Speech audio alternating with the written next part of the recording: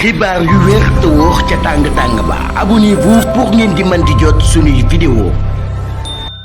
mbégte ak bànneex la ñuy am yéen ñi nga xam ne yéen a ñuy topp ci chaîne bii di Buzz 221 HD ni ñu koy defee saa su ne rek di leen indil ay xibaar la ca gën a fees nag dañu daal di dem directement ci sunu naataango yooyu nga xam ne nag ñoom ñoo di Seneweb ñoom nag ginnaaw bi ñu invité ki nga xam ne nag moom moo di Fadilou Keita yëkkati na ay kaddu ñeel ñëw ki nga xam ne nag moom moo di président de la République ba woon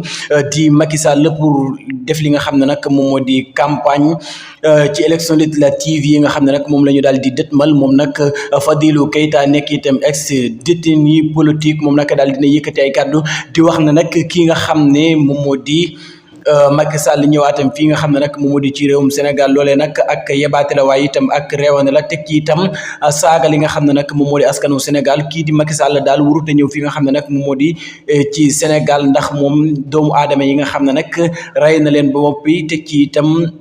di toroxal li nga xam ne nag moom moo di Sénégal yi loolu lépp nga xam ne def na ko fi kon nag kii di Macky Sall waratul ñëwaat benn yoon ci li nga xam ne nag moom moo di Sénégal ne dafay battre li nga xam ne nag moom moo di campagne pour tête de liste bi mu doon ci taxawu Sénégal loolee nag nekk ay kaddu yi ki nga xam ne moom moo di Fadilou Keita nekkoon itam ex détenu bu ki nga xam ne nag moom moo di Macky Sall kon nag moom Fadilou Keita ginnaaw entretien spécial ba ñu ko invité woon foofu ca Seneweb loole rek la daal di yëkkati ñeel retour ki nga xam ne nag moom moo di Macky Sall jàpp na ne daal kii di Macky Sall daal la ñu ko war a mën a toppee bari na ndax moom li mu def mi ngi ne yàmbalang ci li nga xam ne nag moom moo di penc mi kon nag kii di Macky Sall bis bu ñëwaatee Sénégal nag dana ko daal di digaaleeg li nga xam ne nag moom moo di askanu Sénégal.